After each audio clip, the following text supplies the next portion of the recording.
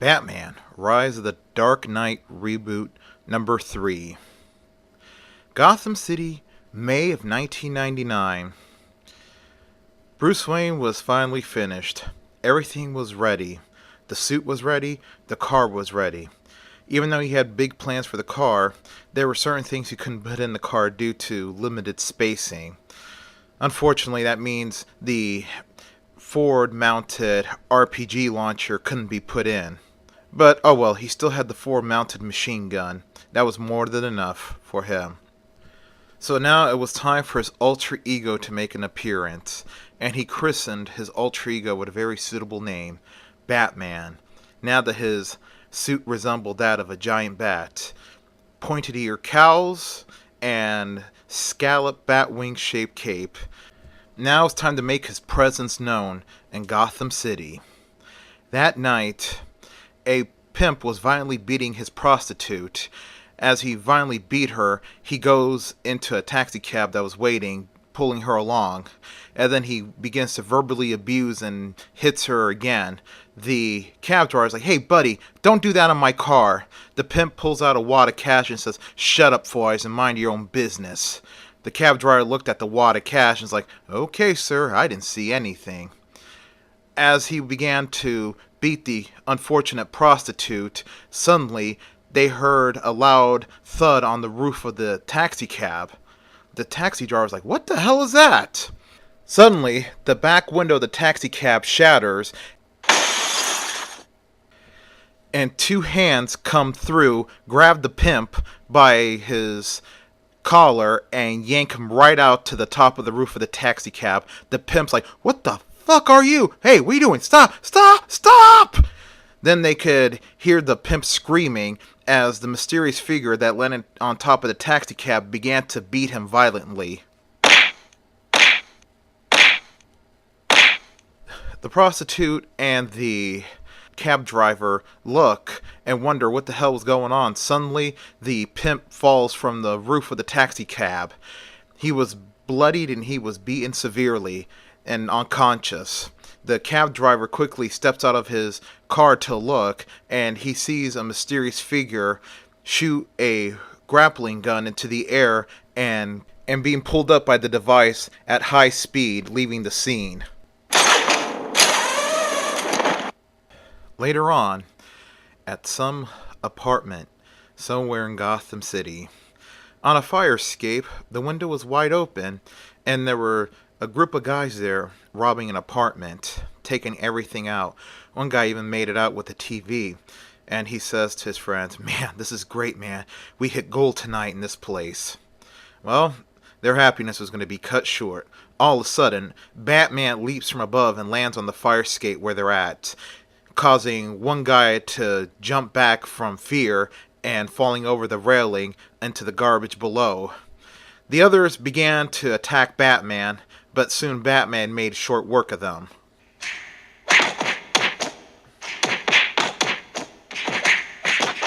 Afterwards, the would-be burglars all fell off from the fire escape and landed in the garbage below.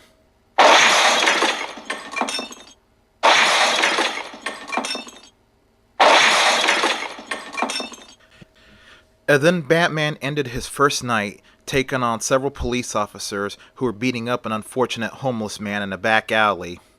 Several days later, Batman's activities did finally draw the police attention. As Captain Gordon and Flash were at the briefing room, the commissioner was very irate, and he says, "I don't care who this man is. I don't care if he's the Salvation Army or some pissed off athlete. I want him brought in. Nobody, you hear me? Nobody takes the law into their own hands in my city." After Loeb gave his very irate speech, then Flash gets up. Flash was sporting a neck brace and an arm cast. Something happened to him. That something was the Batman. He gets up to the podium, adjusts the microphone, and starts telling his side of the story on how he, quote-unquote, stopped drugs from entering the city from the docks, and how the Batman interfered with the process. But in reality, dear listeners, it was the other way around. Flash was at the docks as he was getting paid by the drug smugglers to look the other way as he was collecting his bribe money. All of a sudden, Batman glides in, kicks one guy, and starts taking them all on. As a group of armed men with AK-47s come at him, Batman quickly pulls out a group of batarangs and throws it at them. The batarangs hit their target and incapacitate them long enough so Batman can take him down. Then he turns his attention to Flash and beats the living bejesus out of him, leaving him with a injured neck and a broken arm. But Flash made it look like he was the victim and the hero at the same time. But back in Gordon's mind, he knew it was a load of crap.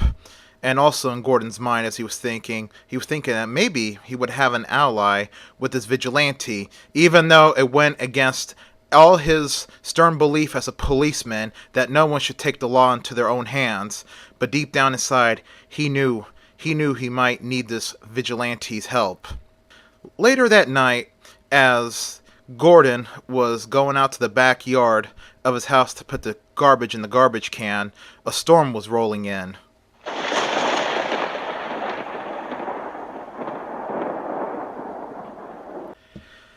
As he put the garbage in the garbage can, he looks up to the dark skies as he sees the storm clouds rolling in and flashes of lightning everywhere. It's almost like it was a omen of sorts. But he also felt a presence nearby, like somebody was watching him. And he looks up, and on the roof of his house, crouched down, looking at him with his cape flapping in the breeze, was Batman. Gordon says, "I figured you'd come here eventually. I don't know why." Then Batman says, "Because you're the only officer that I can trust right now. You're one of the very few honest cops left in the city. And you were the only one that actually had more rank than the other honest cops. So I figured if I need your help, you would help me. You have all the inside information on all the dirty cops, including the head rat himself, Commissioner Jillian B. Loeb." Gordon then says to Batman, "Listen, you may be the only friend I have right now, and I'll admit that, but I'm going to tell you the truth. Vigilantism is highly illegal, and I will bring you in when I have the chance, but I really do need your help, too," he says. "So what do you have to offer me?" asks Gordon to Batman. Batman answers Gordon's question. "That one is easy, Captain. I operate outside the law, and I'm going after the one that's been responsible for everything, the fountainhead of this disease that's been inflicting the city for so long. I'm going after Carmine Falcone, and I'm sure if I could bring down Carmine Falcone, it will start the process to alert all criminals of every walk, white collar to blue collar to petty crook, that I mean business." Then Gordon says, "Then I wish you luck," as he puts his head down to look as he reaches into his pocket to pull out his cigarette pack. As he raises his head back up to look at Batman, Batman was gone. And he says, "Wow, I didn't even hear him leave." Well, the next night, Bruce Wayne decided not to go out. He needed to balance his vigilante life with his personal life. So he decided to go out to the Kiss Kiss Club. It was teen night there, and he decided to dance his caraways. As he was there, he decided to go to the bar and have a soda since they're not going to serve alcohol on teen night. As he tells the bartender, "Just give me a Coke." All of a sudden, he noticed a very young and attractive brunette woman there, and she noticed him. They were the same age. And she says to Bruce, "Wait a minute, aren't you not the wealthy guy? Well, not wealthy, but, Bruce Wayne, who's going to inherit that money and is going to college right now?" Bruce says, "Yes, I am the Bruce Wayne, and who might you be?" he asks her. She says, "My name is Julie Madison." And then Bruce Wayne says to her, "Julie Madison, that sounds very familiar." Then she says, "You may have heard of my dad. He's a big name lawyer in the city." Bruce automatically knew who her father was, and he says to her, "Oh yes, I see your dad on TV all the time and read about him in the papers." When Bruce mentioned that, she lets out a smile, and then Bruce asks her the $1,000,000 question. You want to go out and dance with me on the floor? She says, I would like to, Bruce. And the two young couples start dancing and having fun on the floor, and Julie's friends that she came along with to the club were pointing, laughing, and giggling at Julie dancing with Bruce Wayne. After they were done dancing, Julie asked Bruce Wayne, you want to come over to my place, meet my dad? Bruce says, sure, I would love to. And then she asked Bruce another question. Do you have a car, Bruce? Bruce says, yes, I do. My dad's old Jaguar XJS. She says, cool, let me go tell my friends I'm going home with you. So Julie runs over to her friends, tells them that she's going home with Bruce Wayne. They all giggle, and then Julie runs back to Bruce and she says, let's go. Well, they made it back to Julie's house. Julie opens the door and she says, Dad, I'm home. Dad, where are you? She goes all around the house to look for her dad. She eventually makes her way to the kitchen, and then she sees a note there. The note read, Julie, something came up. I had to leave town. I'll be back tomorrow afternoon. Love, your dad. She was so angry about this because her dad's always skipping out without notice now that she was older. She says, damn it, Dad, and then crumples the note and throws it in the garbage. Then she decides to make the most of the night with her newfound boyfriend. She goes into the refrigerator and pulls out a glass of wine and 2 drinking glasses from the cabinet. She makes her way back into the living room where Bruce was sitting on the couch, and she says, oh, you won't believe this, Bruce. My dad left again on another emergency business trip. And then before Bruce could say anything, she's like, I did not know he was leaving. This was not staged. Honest, she says. It was not staged at all. Bruce says, okay, I believe you. So what we're going to do? He asks Julie. Julie says, well, my dad's got some very fine wine. She was holding up the wine that she got out of the refrigerator in 2 drinking glasses. Bruce says, oh no, I don't drink, I'm sorry. Julie says, fine by me, but I'll drink. Then she proceeds to pull the cork out of the wine bottle and pour herself a drink.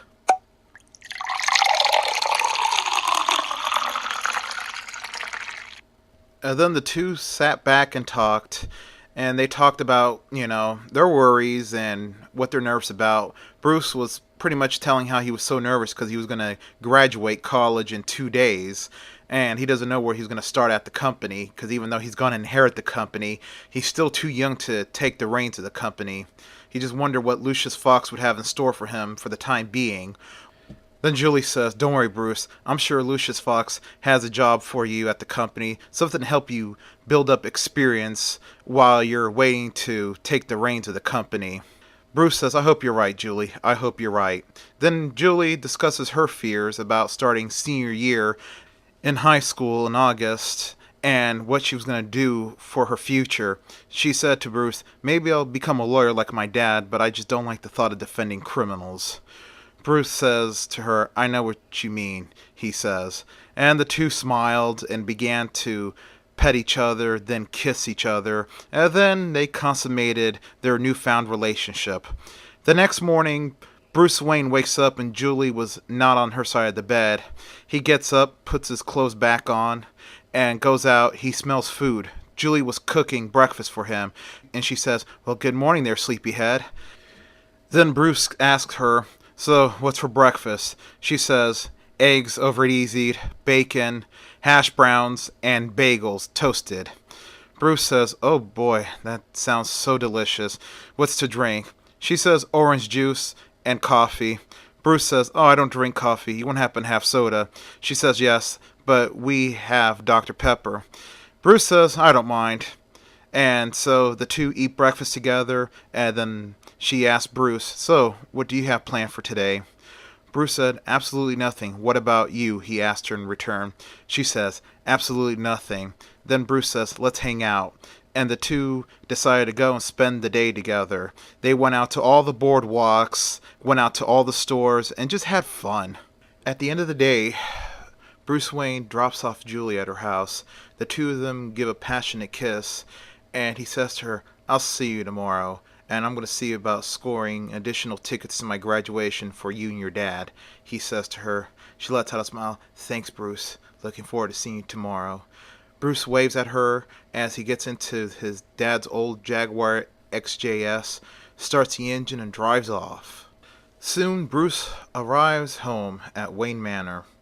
Aunt Harriet was there waiting for him. She gives Bruce that stern look. Bruce did call from Julie's house to inform them that he was staying out late that night, possibly coming back the next morning or the next afternoon. Well, the two women knew good and well what Bruce was doing, but Dr. Tompkins was working late that night and she was going to go out with her friends afterwards, so Bruce knew she was going to be home very late. And Aunt Harriet says to Bruce, Bruce, I'm aware now that you're pretty much an adult, but let me tell you something, young man. You are too young to be a father. Bruce lets out a smile and says, don't worry, Aunt Harriet. I'm aware of this, and I was very careful, and I think I'm in love. He gives Aunt Harriet a hug and a kiss. Her name is Julie, he says to her. She's one of the most beautiful women I've ever seen. Her dad is that lawyer guy, Bill Madison, we see on TV a lot. And Bruce continues, and you'll get to meet them. I'm getting 2 extra tickets for her and her dad for my graduation in a couple days. Aunt Harriet asks Bruce, are you nervous? Yes, Bruce says to Aunt Harriet, I'm very nervous. But anyways, I'm going to go upstairs, take a shower, and just settle in for the night, he says. Then Aunt Harriet says, oh, I'm going to do the same thing, dear. I'm going to bed early tonight. I think my blood pressure medication quit working on me. I took the other one and it's starting to work, so I'm going to go to bed and sleep this dizzy spell off. Bruce says, Aunt Harriet, if you're really feeling that sick, I can. And then Aunt Harriet stops. No, Bruce, I'm fine. Don't worry about me. Just go upstairs, clean up, and just enjoy your night. Besides, I'm happy for you, she says, that you found a nice young woman for once. Oh, man, she says, Leslie's going to be so pleased. Then Bruce gives Aunt Harriet a kiss and says, good night. I did bring dinner home, he says to her. Some KFC, the 8-piece meal, mash and baked beans, what we like the most. She says, well, I'll have something to eat before I go to bed. Then I'm going to bed, she says. Bruce says, okay, Aunt Harriet. Bruce goes upstairs, shaves, showers, and was going to get ready for the night. But he was not going to settle in for the night. He was going out as Batman. But he was waiting for Aunt Harriet to go to bed and go to sleep. And she did just that. After she finished her meal, she goes to bed and she was fast asleep. Bruce Wayne sneaks over to her bedroom. He puts his ear to the door to listen to see if she was asleep, and he could hear her snoring loud and clear. Then Bruce Wayne runs downstairs to the sitting room, activates the secret passage, and goes into the Batcave. He goes to the Bat computer and punches up some schematics of a high-rise penthouse.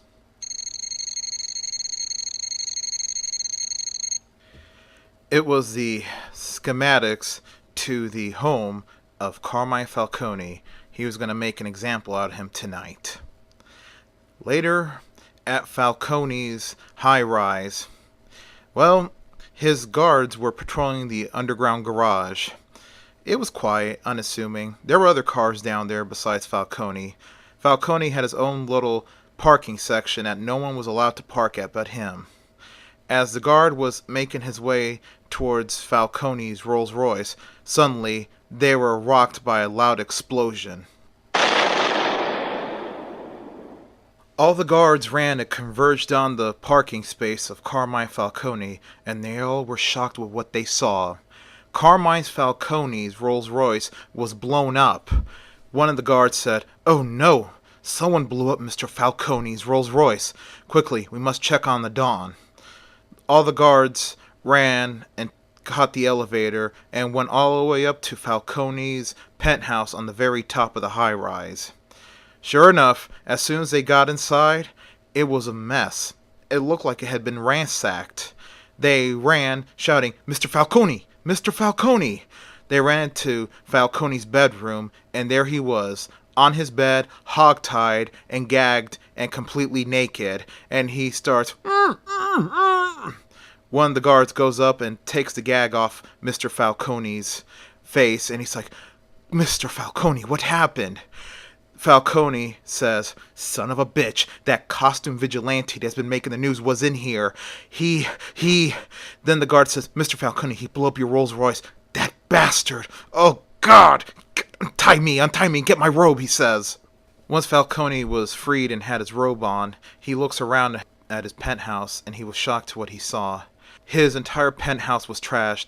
All his expensive stuff was purposely smashed and destroyed, and he goes into his office, and there his computer was smashed up and the hard drive was gone, and his vault behind the picture was also forced open, and everything, all the important paperwork he kept in there was in there, and he says, "Son of a bitch. Oh, God. Oh, he takes the phone from the ground and calls Loeb, and he says, "Commissioner Loeb, please."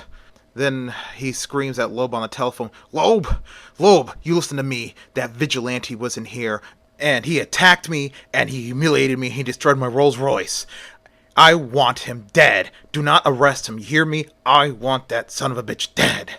The next night, at a mansion somewhere in Gotham City, the mansion had belonged to none other than Jillian B. Loeb, the current commissioner of the police department.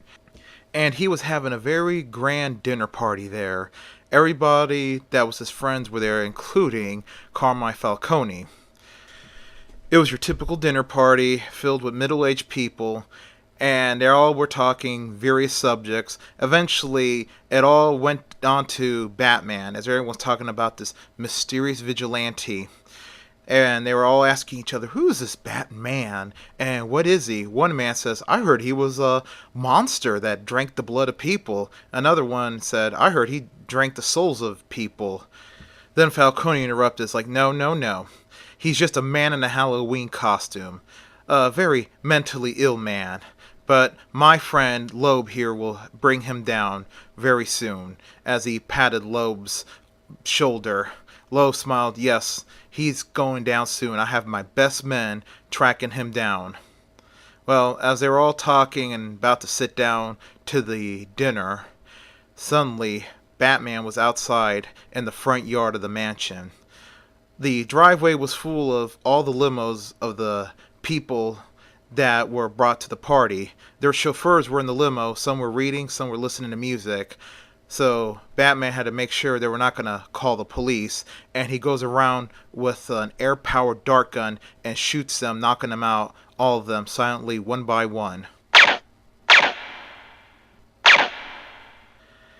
As soon as they were incapacitated, Batman makes his way to the area of the house where the dining room was at, and he puts explosive charges outside the walls of the dining room. Then it was time to make his warning, and he presses the button, and all the charges go off, blasting a huge hole in the dining room. Then Batman throws canisters of smoke grenades in there to fill the room with smoke. The people were nervous. The explosion took out the light in the room, and the only light was coming in from the outside from the yard lights. And there they could see Batman standing there at the hole. Everybody was like, "Oh my God, it's him! Holy crap, it's him!"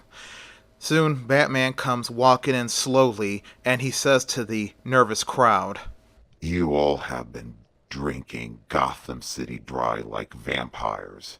Well, enjoy it, because this is your last night. I am here to stop you all, and I am here to give you just this one warning. None of you are safe." Then Batman grabs the tray lid and pulls it off the roasted pork and heads over to the center table where there was a little fire that was at the center of the table for decoration. That was the only source of light in the room right now besides the outside light. And then he puts the tray lid over the fire to extinguish it. And the room goes dark. The end. Like and subscribe.